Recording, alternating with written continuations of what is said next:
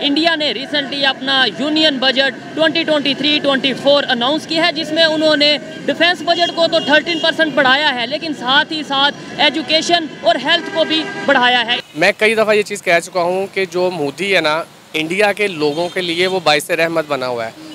जो दूसरे गैर मुल्की हैं उनके लिए वो खतरनाक है, हमारे लिए वो खतरनाक है, हर चीज़ है, मगर अपने लोगों को वो फ़ायदा दे रहे हैं। पाकिस्तान ने इवेंचुअली दिवालिया होना है, टाइमिंग कभी भी हो सकती है।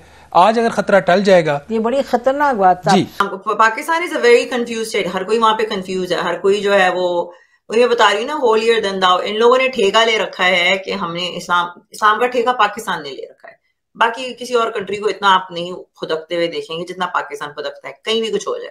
कश्मीर में जब तक उनको अपना हक हुकूक नहीं देगा ना, वो भी यही कहते हैं कि जब तक कश्मीर कश्मीर कश्मीर करोगे और सिर्फ नारा ही लगाते रहोगे। अच्छा, हमारे पास भी तो कश्मीर है, हम उसके लिए क्या करते हैं? मुझे भी प्यार है, आपको भी प्यार है, कश्मीर से, मुसलमान से, हर एक से। हमने किया क्या है? सिर्फ नारा लगाते हैं। औकात हमारी अभी किसी भी चीज की नहीं है, मगर नहीं, हम भूखे मर जाएंगे नहीं, मगर हमारा इस्लाम सबसे पहले आए। 5200 अरब रुपए सिर्फ कर्जों के ऊपर सूद की अदायगी है, जो कि आपके बजट का 54%। जब बजट हमने पेश किया था, हमने रखा था 3950। 7 माह में 1220 अरब रुपया इजाफी दिखा रहे हैं आप उसमें। ये मुल्क किधर जाएगा? इंडिया ने अगर अपना डिफेंस बजट बढ़ाया है तो हमारा उससे कोई ताल्लुक नहीं है, हम वैसे ही डूबे हुए हैं। ताड़ साहब, ये बलून तो फिर हो सकता है पाकिस्तान इंडिया के ऊपर भी घूम रहे हो। ਉੱਥੇ ਤੇ ਕਬੂਤਰਾਂ ਫਿਰਨ ਲੱਗੇ ਨੇ, ਥੱਲੇ ਕਿਹੜਾ ਕਿਸੇ ਨੂੰ ਪਤਾ, ਥੱਲੇ ਰੋਟੀ ਨਹੀਂ ਲੱਭ ਰਹੀ, ਤੁਸੀਂ ਬੰਦੇ ਰੋਟੀ ਨੂੰ ਗਲ ਪੈਂਦੇ ਨੇ, ਤੁਸੀਂ ਬਲੂਨ ਦੀ ਗੱਲ ਕਰਦੇ। आप तो वहाँ पे रह के आए, आप बता रहे हैं इंडिया रह के आए, वहाँ के लोग कैसे हैं? वहाँ के लोग हमारे से नफरत करते हैं, मोहब्बत करते हैं, कैसी सोच है उनकी? बाबा जी वो बहुत प्यार करने वाले लोग हैं, नफरत पाकिस्तान में है ज्यादा।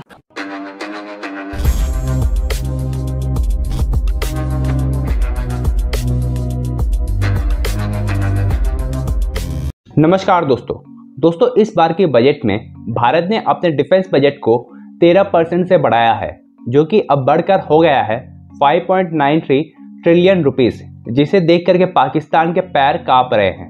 एक तरफ जहां पाकिस्तान में भुखमरी की हालत चल रही है, वहीं दूसरी तरफ भारत इतने बड़े लेवल पे अपना डिफेंस बजट को बढ़ाना पाकिस्तान को एक खतरे की घंटी भी दिखाई दे रही है।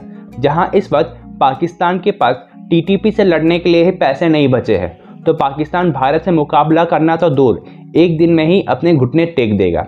लेकिन दोस्तों, इस बार की बजट की खास बात यह है कि भारत ने अपने डिफेंस सेक्टर में ध्यान देने के साथ साथ अपने education and research and development पे भी ध्यान दे रही है। वहीं दूसरी तरफ पाकिस्तान अपनी आवाम का पेट काट कर अपनी आर्मी को पाल रही है। तो चलिए दोस्तों, आगे इस वीडियो को देखते हैं। इंडिया वालों ने बजट अपना अनाउंस किया, जिसके अंदर डिफेंस का बजट बढ़ा दिया उन्होंने। क्या समझते हैं किस वजह से बजट बढ़ाया होगा? पाकिस्तान के लिए, चाइना के लिए, या फिर अपने ही जो आर्मी का सिस्टम है उसे इम्प्रूव करने के लिए, अपने सोल्जर्स के लिए? देखे, मैं आर्मी उसको भी जानता हूँ, इसको वर्ल्ड को जानता हूँ। ठीक है। इंडिया जो कश्मीर है उस पर हमारी मुफाहमत है, कभी जंगबंदी नहीं हो सकती, यानी कि वो आज़ाद नहीं होना। हम अपना मुल्क दे बैठे हैं। उसके बाद चाइना के साथ भी उसके जब मार खाई है, आपको पता ही है। किसने? इंडिया ने कई दफ़ा मार खाई है, मैं हर जगह पे रहा हूँ। पिछले दिन वीडियो वायरल हुई थी जिसके अंदर इंडियन आर्मी चाइना वालों को मार रही थी। हाँ, ऐसे ही हो रहा था, फिर वो ऐसा हुआ है। उसके बाद जहाँ तक हमारा बजट भी बढ़ना चाहिए। ठीक है, हमारा तो हर दफ़ा बढ़ता है। उन्होंने डिफेंस का अगर बढ़ाया, साथ एजुकेशन और हेल्थ का भी बढ़ा दिया। हमारा डिफेंस का बढ़ता है, एजुकेशन और हेल्थ कम हो जाती है, क्या वजह है? देखे, हमने IMF के ऊपर चलना, अमेरिका के ऊपर चलना, आपको पता ही है। प्यूटन जबैडन जो जंग है उसका ही मुझे पता है, हर चीज़ को फील है। आपको कैसे पता है? क्या एक्सपीरियंस है आपका? मैं फादर ऑफ आर्मी हूँ, भुट्टो हूँ, आपकी आर्मी का बाप हूँ। अच्छा। जैसे तालिबान आए, हर चीज़ का मुझे पता है। कैसे आए तालिबान, जरा बताओ। ये 1996 में जब वो तहरीक चली है, माई बहन सिस्टर प्राइम मिनिस्टर पाकिस्तान थी, और अमेरिका ने कहा था कि इनकी रहनुमा हौसला अफजाई की जाए। फिर मुझे अफगानिस्तान जाना पड़ा।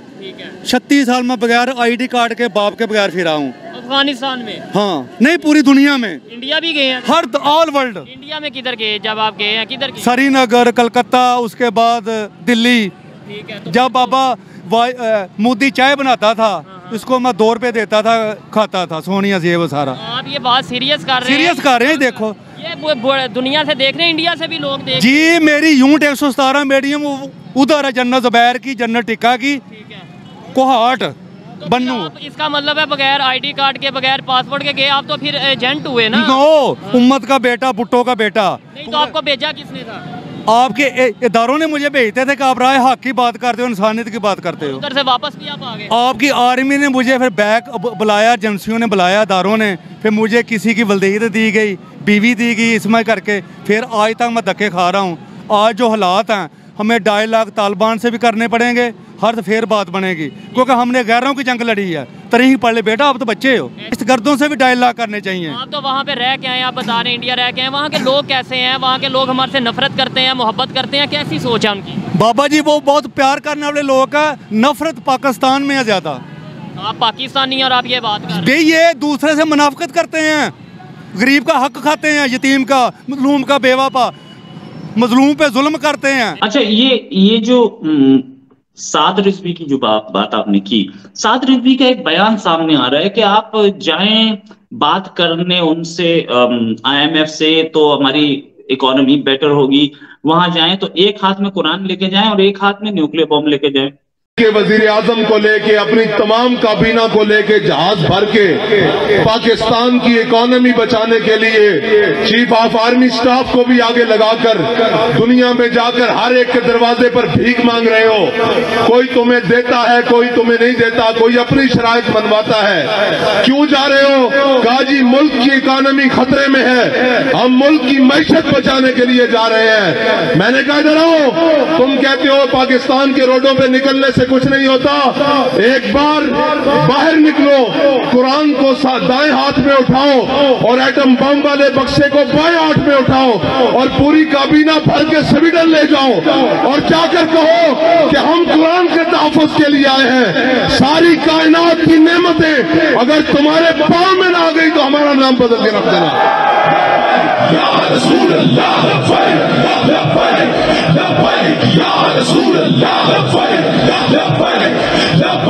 इससे क्या इकोनॉमी, मतलब क्या ये न्यूक्लियर थ्रेट, और क्या साद रिजवी जैसे पॉलिटिशियंस, इनकी पार्टी इलेक्शन लड़ती है, ऐसे पॉलिटिशियंस जिस दिन प्राइम मिनिस्टर बन गए तो उसके बाद पाकिस्तान कहाँ जाएगा?